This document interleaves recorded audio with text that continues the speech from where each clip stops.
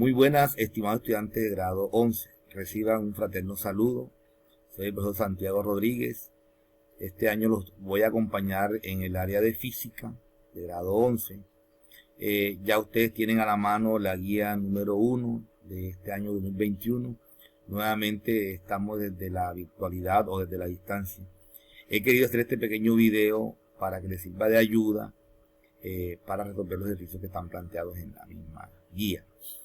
A continuación quiero compartirles una presentación donde vamos a visualizar algunas pequeñas explicaciones sobre el desarrollo de la misma guía, ¿sí? El título que aparece es Movimiento Armónico Simple. La lectura es M.A.S. Dice, antes de definir el movimiento armónico simple, debemos examinar una serie de movimientos afines a este. Entre ellos tenemos movimiento periódico, ¿sí? Dice, el movimiento periódico es el tipo de evolución temporal que presenta un sistema cuyo estado se repite exactamente a intervalos de tiempos iguales, ¿sí? Es decir, el movimiento periódico es el que se repite constantemente, ¿cierto? Un péndulo, el movimiento de la Tierra, rotación y traslación, un movimiento periódico, lo que se repite regularmente en intervalos de tiempo iguales. Entonces son ejemplos de movimientos periódicos, la sucesión de un péndulo en un plano, ¿sí? Y muchos más, ¿cierto? Otro tipo de movimiento es movimiento oscilatorio, tiene que ver con el movimiento periódico, ¿cierto? Un movimiento oscilatorio se define también como un movimiento periódico en lo que la distancia del móvil al centro pasa alternativamente por un valor máximo y un valor mínimo. Ejemplo, un péndulo simple, un columpio en movimiento, una hamaca, ¿cierto? De pronto hemos experimentado esto de un columpio, ese vaivén, ¿cierto? Un movimiento oscilatorio. El cuerpo pasa por un punto llamado equilibrio regularmente a intervalos iguales en ir y venir de cada lado. Movimiento oscilatorio. Entonces, con base a eso, pues ya creo que podemos definir, y hay otros tipos de movimientos afines a este, ¿cierto? Entonces definimos el movimiento armónico simple como un movimiento periódico, o sea, algo que se repite, producido por una fuerza recuperadora. O sea, aquí hay que enseguida definir el concepto o dar el concepto de lo que es una fuerza recuperadora. Entonces tenemos aquí, dice que para ello debemos considerar una masa atada a un resorte.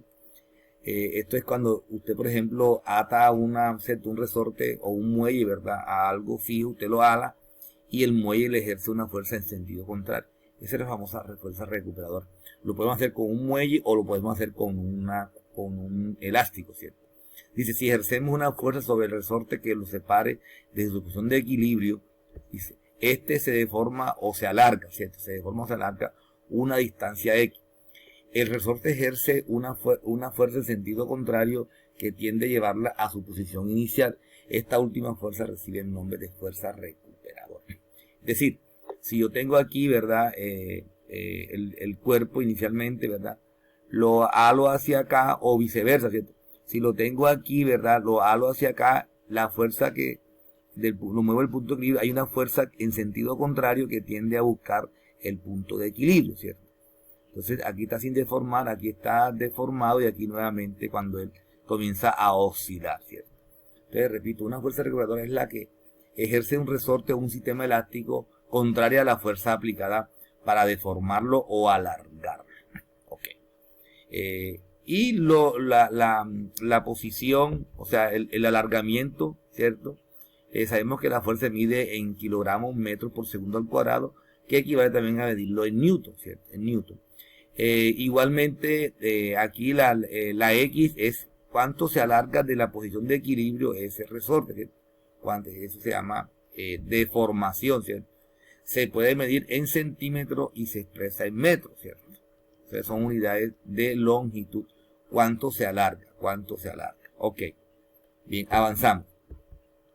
Dice, al suponer diferentes masas de un resorte nos damos cuenta que a mayor masa, mayor va a ser el alargamiento, ¿cierto?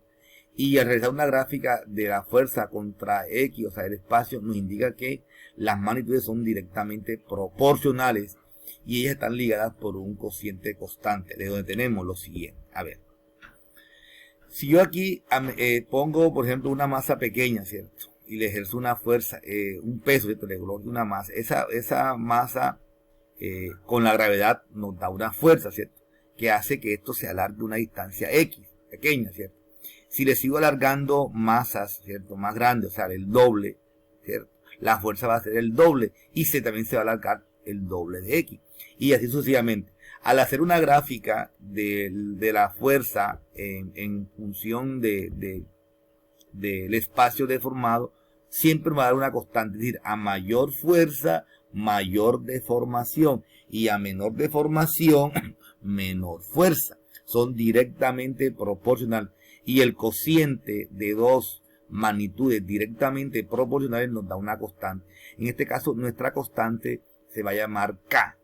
¿Quién es K aquí? Bueno, aquí despejando fuerza, esta X pasa acá a multiplicar y nos queda que fuerza igual a K por X. Más adelante vemos que esta es la ley de Hooke. K es constante de elasticidad, ¿cierto? K constante de elasticidad se mide en newton sobre metros. Fuerza se mide en kilogramos metros por segundo o newton, ¿cierto? Y la deformación X se llama deformación o alargamiento, se mide en centímetros o en metros, ¿cierto? Entonces repito esta parte. Al suspender diferentes masas aquí, vemos que a mayor masa, mayor va a ser la deformación.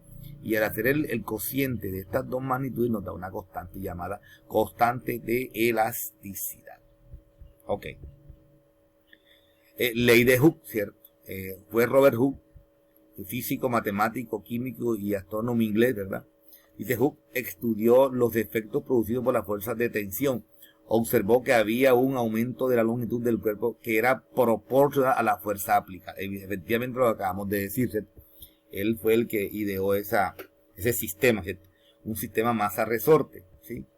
Vemos aquí, dice que aquí está en estado de equilibrio, le ponemos una masa y se alarga, ¿verdad? Lo podemos hacer de manera vertical.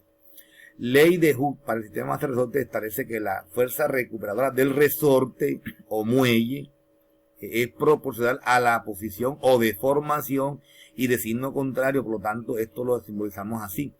La ley de Hooke es para decir, simplemente este signo es para decir que son fuerzas opuestas, pero para efectos de ejercicios no vamos a considerar el signo negativo, ¿de acuerdo? Bien. Aquí también vemos una ilustración más, ¿cierto? Vemos aquí una masa puede ser de 12 kilogramos, ¿cierto? Masa por gravedad es, ¿cierto? La fuerza que se le ejerce. Y la fuerza regular está en sentido contrario.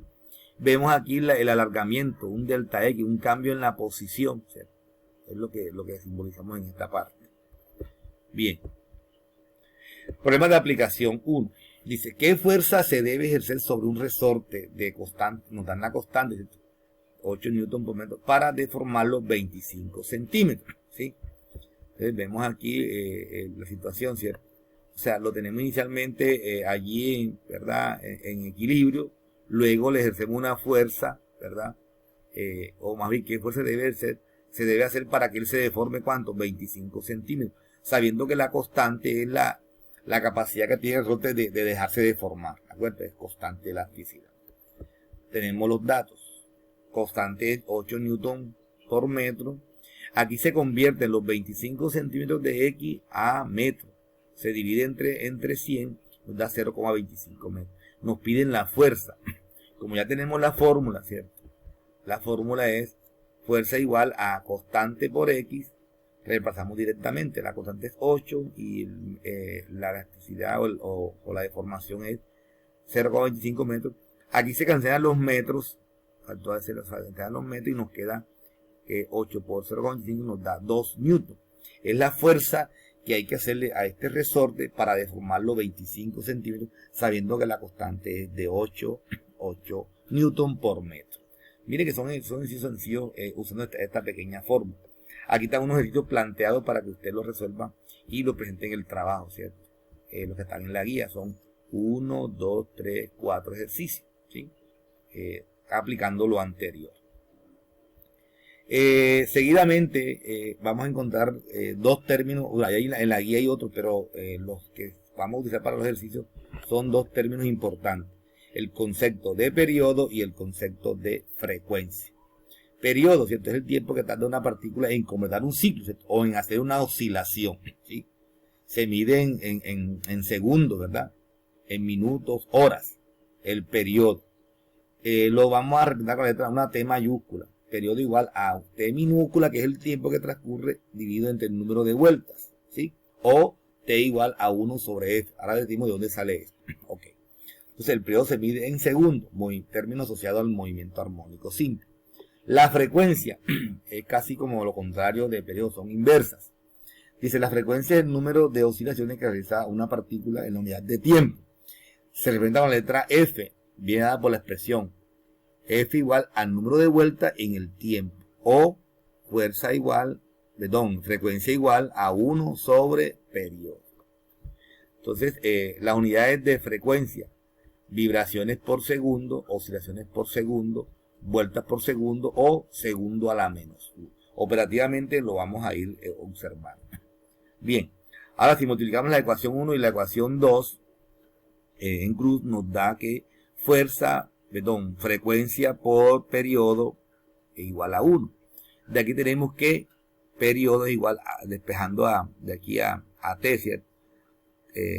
Periodo es igual a 1 sobre frecuencia y frecuencia igual a 1. De aquí salen estas dos expresiones, ¿cierto? Que también las podemos utilizar. Vamos a un ejemplo sencillo. Dice, calcular el periodo y la frecuencia de un cuerpo que da 32 vueltas en 15 segundos. ¿Sí? Usando estas dos expresiones. Ok. Entonces vemos lo siguiente. Los datos. 32 vueltas, tiempo de 15 segundos. Nos piden periodo y frecuencia. Vamos a ver, allá un primero periodo, ¿cierto?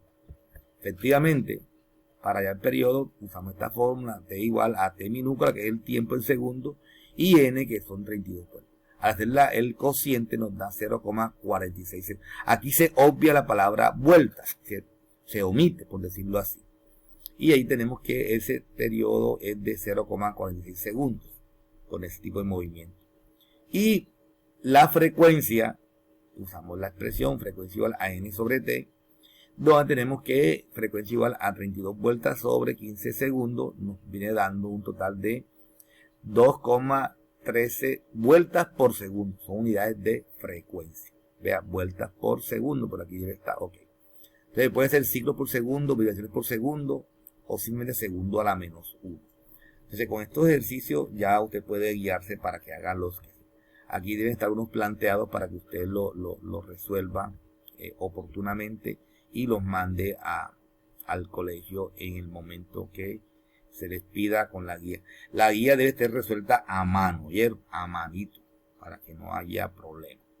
Entonces, de aquí pues damos por finalizado este trabajo. Espero que haya sido del agrado de ustedes o de la comprensión de ustedes y nos vemos en una próxima oportunidad. Hasta pronto.